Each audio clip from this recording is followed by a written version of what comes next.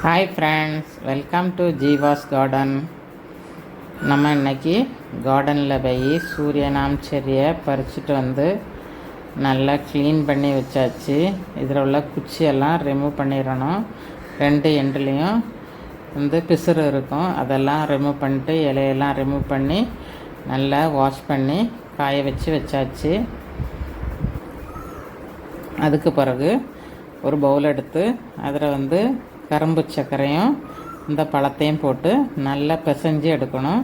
அது original colour, அந்த red colour சூப்பராக வரும். இருந்து எந்த கலரிங் ஏஜெண்ட்டும் ஆட் பண்ண வேண்டாம். அதில் இருந்து கொட்டையை ரிமூவ் பண்ணி எடுத்துடலாம். இந்த கொட்டையை வந்து முளைக்க வச்சா முளைக்கும்.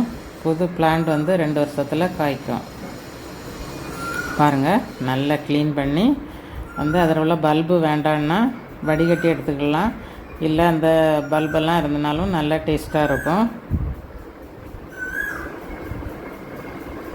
பாருங்கள், கலர் வந்து அவ்வளோ பிளட் ரெட் கலரில் இருக்குது. நிறைய மைக்ரோ நியூட்ரியன்ஸ் இருக்குது. இதை போல் உள்ள செடியை நீங்கள் சின்ன பாட்டிலே வளர்க்கலாம்.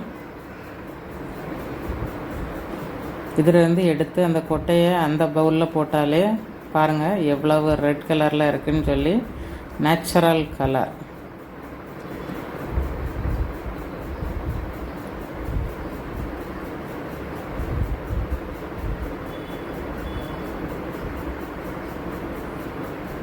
இப்போ கொட்டையெல்லாம் ரிமூவ் பண்ணி எடுத்துட்டோம்.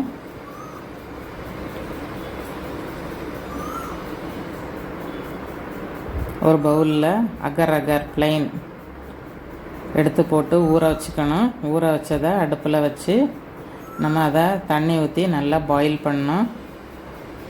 நம்ம ஏற்கனவே அது கூடவே வந்து சர்க்கரைலாம் ஆட் பண்ணிட்டோம்.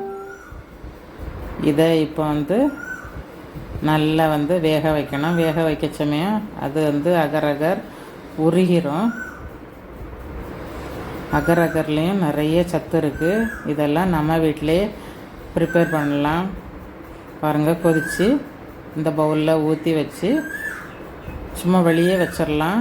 அது நல்லா அழகாக கெட்டியாகி ஜெல்லி போல் இருக்குது. இது நம்ம ஜிகிர்தண்டா ஐஸ்கிரீம் எல்லாம் செய்யச்சுமே அதுக்கு மேலே டாப்அப் பண்ணி சாப்பிடலாம். சும்மாவே சாப்பிடலாம். நல்ல டேஸ்டியாக இருக்குது. பாருங்கள்,